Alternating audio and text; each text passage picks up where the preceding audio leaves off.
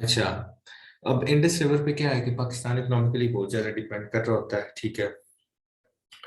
अब एक बात होती है, ठीक है, रिसेंट हिस्ट्री में। एक मिनट। अच्छा, हाफिज जहूरुल हसन जो होता है वो क्या है, वो chairman of Indus water treaty है। वो ये बोलता है कि ऐसे ना हो कि पाकिस्तान जो है, पाकिस्तान सोमालिया और इथोपिया बन जाता है। वो वार्न करता है पाकिस्तान को। उसके बाद जो है ना, जब इंडिया ने 2008 में जो बगलियार डैम है उसकी जब फिलिंग स्टार्ट कर दी, मतलब उसमें जब पानी करती है, तो उस टाइम चिनाब का जो रिवर आपका है ना, चिनाब, उसका ना लेवल ड्रॉप हो गया था। तो उस टाइम जो प्रेसिडेंट था वो जरदारी था, और उसने इस बारे में ये बात की कि जनाब आप ऐसे करें, ठीक है, कि आप ये ना कहना, अगर आप इस तरह से करोगे, इसको फर्दर, मतलब इस प्रोसेस को फर्दर बढ़ाओगे, तो फिर ये हो जाएगा कि एक्सट्रीमिज्म और टेररिज्म बढ़ेगी। लाइक उसने इंडिया को एक तरह से वार्न किया, और कहता है कि जो हमारे इंडिया और पाकिस्तान के रिलेशन है वो डिपेंड करते हैं, किस चीज पे डिपेंड करते हैं, वाटर पे। ठीक हो गया।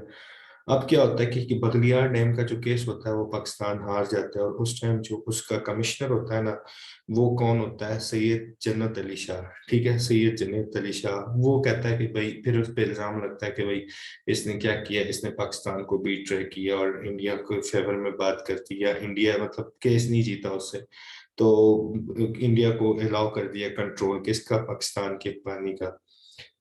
फिर ये होता है कि जो पाकिस्तान होता है वो क्या करता है, मतलब लोग तो फिर लाजमी बात है इसके दुश्मन बन गए होंगे, उसको नहीं छोड़ रहे होंगे, तो ये फिर पाकिस्तान छोड़ जाता है और कनाडा की तरफ चला जाता है, ठीक है। उसके बाद अब ये होता है कि ना कि इंडिया का क्या काम है, वो हमें हमेशा ब्लेम ही करता रहता है। तो जो इंडियन मोदी की फेमस स्पीच थी, ब्लड एंड वाटर, ठीक है, इंडियन प्राइम मिनिस्टर पाकिस्तान को ब्लेम करता है कि जब उरी अटैक्स होते हैं, ठीक है, 2016 में, कहता है कि इसका जो रिस्पॉन्सिबल है वो पाकिस्तान है। और फिर वो स्पीच देता है, और उसके जो इम्पोर्टेंट पॉइंट्स जो उसमें बोलता है, वो कहता है कि वो कहता है blood and water can not flow together, like पानी और खून इकट्ठे नहीं जा सकता। We could not let Pakistan take a single drop of Chenab, कि हम पाकिस्तान को इतनी भी नहीं देंगे कि भाई मतलब रावी का एक कतरा भी जो है ना, वो भी पाकिस्तान को हम नहीं देंगे।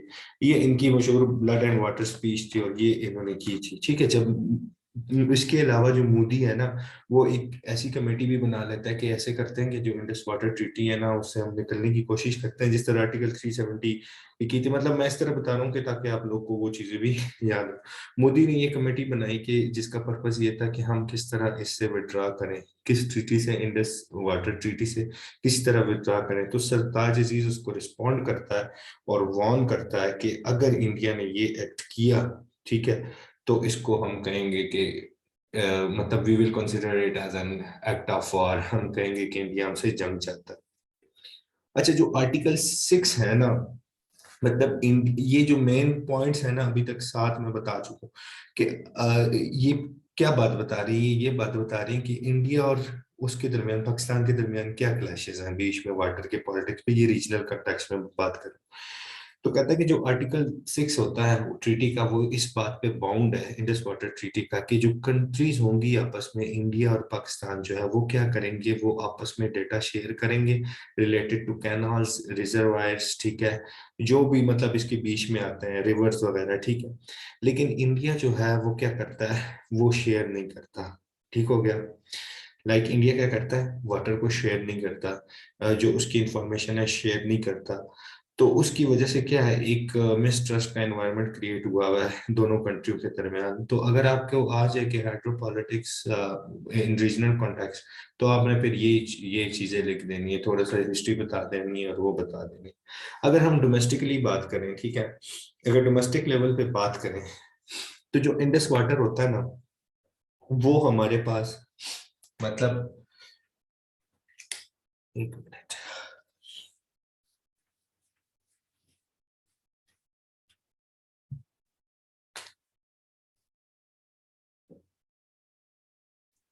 अब जो इंडस वाटर हमारे पास बहता है वो नॉर्थ से साउथ की तरफ आता है, ठीक है, नॉर्थ से साउथ की तरफ आता है। अब डोमेस्टिक की बात करते हैं, हम अब अपने मुल्क की बात करते हैं कि हमारे मुल्क में क्या मसले हैं पानी के लिहाज से।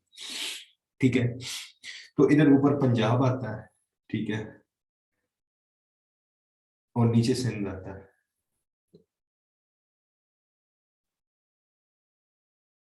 ठीक हो गया। अच्छा, अब ये नॉर्थ से साउथ में फ्लो करता है, ठीक है, तो पंजाब से सिंध की तरफ मूव करता है। तो जो पंजाब है उसको हम अपर रिपेरियन बोलेंगे, और सिंध है उसको लोअर रिपेरियन बोलेंगे। अपर रिपेरियन क्या होता है, लोअर रिपेरियन क्या होता है?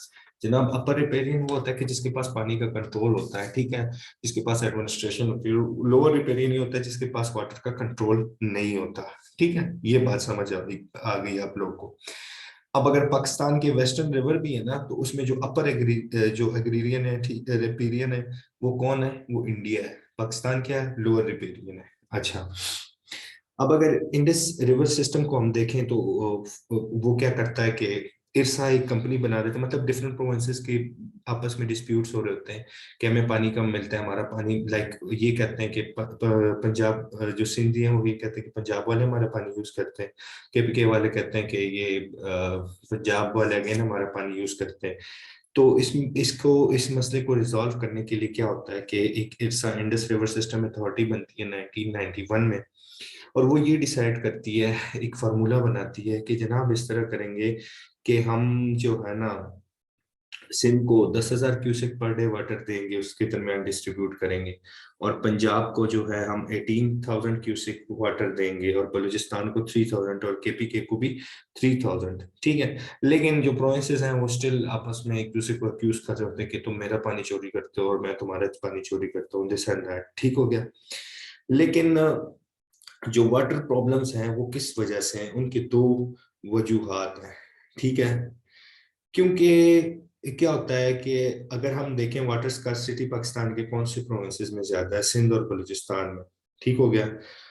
लाइक स्कार्सिटी ऑफ वाटर तो है ना, मतलब अगर यूएन भी बात कर रहा है और आईएमएफ भी बात कर रहा है, तो लाजमी बात है। तो दूसरा प्रॉब्लम ये है कि हमारे पास कंटिन्यू रेनफॉल जो होता है ना, वो भी नहीं होती। ठीक है, तो उसके बाद क्या है कि अगर 5 ईयर्स में हम देखें, ठीक है, तो या तो बहुत ज्यादा बारिशें हो जाती हैं जिसकी वजह से फ्लड्स आ जाते हैं और हमारा सारा पानी वेस्ट हो जाता है। लाइक केपीके में अगर देखें, पंजाब और सिंध इसमें देखें, तो ये सारी चीजें हैं कि फ्लड्स वगैरह आ जाते हैं और फिर उसकी वजह से क्या हो जाता है, हमारा पानी वेस्ट हो जाता है। और फिर उसके लिए हमारे पास कोई प्रॉपर डैम्स है नहीं कि जो हम उसको स्टोर कर सकें और उस पानी को हम यूज कर सकें। लाइक अगर कालाबाग डैम का हम बताएं तो वो हमने उससे एथनिक इश्यूज में भी डिस्कस किया कि यार ये मसले हैं, और अगर जब ये डिस्प्यूट्स होंगे प्रोविंसेस के दरमियान, तो इसमें क्या होगा कि नेशनल हार्मोनी आपकी क्या हो जाएगी, ये भी एथनिक इशू है, तो नेशनल हार्मोनी हमारे पास क्या हो जाएगी, वो डिसइंटीग्रेट हो जाएगी, उसमें क्या हो जाएगा, उसकी पावर कम हो जाएगी और एथनिसिटी की पावर ज्यादा हो जाएगी। अच्छा, एक तो ये बात होगी। ठीक हो गया। अब ये हमारे पास जो सारा था, ये डोमेस्टिक के पर्सपेक्टिव में था।